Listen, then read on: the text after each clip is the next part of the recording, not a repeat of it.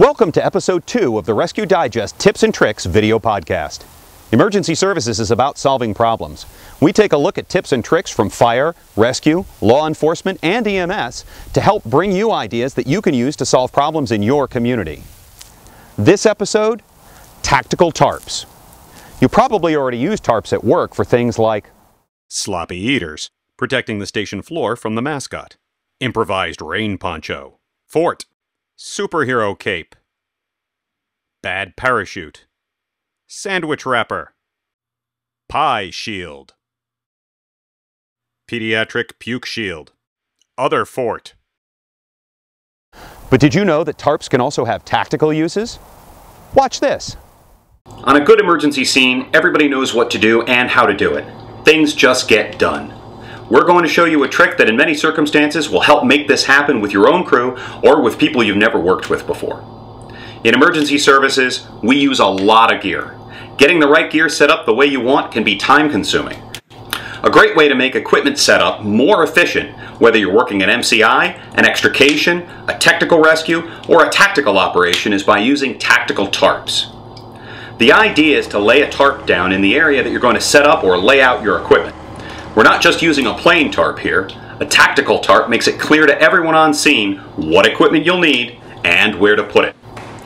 This is an idea that's already common in mass casualty incident management and technical rescue, but it's an idea that can be applied to a lot of other operations as well. Use fluorescent or brightly colored tape to clearly mark out the areas where to place the different equipment that you want to have set up on the tarp.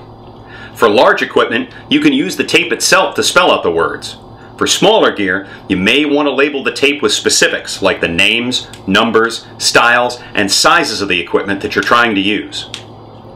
Using tarps in this way allows your own crew and other crews to know exactly what equipment you need laid out and where, without you ever having to tell them directly. This also ensures that no one forgets a piece of vital equipment and keeps your equipment set up in an organized way, as well as clean and ready for immediate use. This will save many trips back to the apparatus for additional supplies and equipment. Tactical tarps can also make it clear to newer emergency responders what they can do to help, freeing up experienced responders to work operationally. The rule of thumb that we use is, if you have enough people on the scene to carry the equipment that you'll need, you don't need to use a tactical tarp. But if you want other crews or personnel to help set up your equipment or to help set up your operation or bring additional equipment and supplies in, the tarp is the way to go. Equipment and supplies appear like magic, ready to go and right where you want them. Be sure to leave plenty of room when you set up your tarp for people to access the equipment. You don't want your tarp marked out so that every piece of equipment is stacked up next to every other piece and nobody can get at the gear. And you don't want anyone tripping over the equipment and possibly breaking something expensive or hard to replace.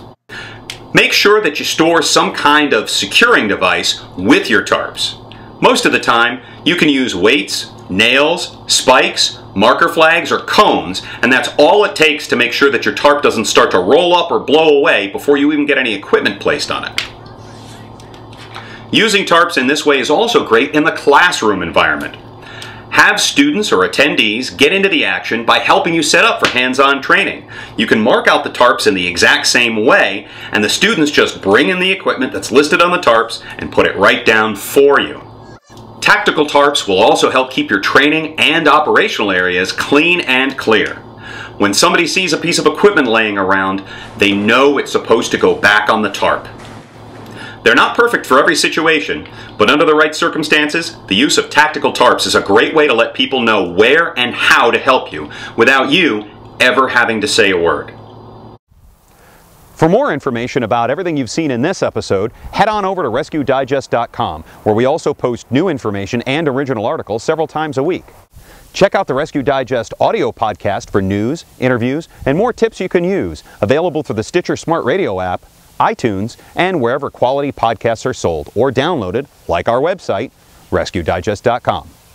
If you're looking for up-to-the-minute emergency services information, check us out on Twitter @RescueDigest or on our Facebook fan page. That's all for now. Thanks for watching, and we'll see you next time.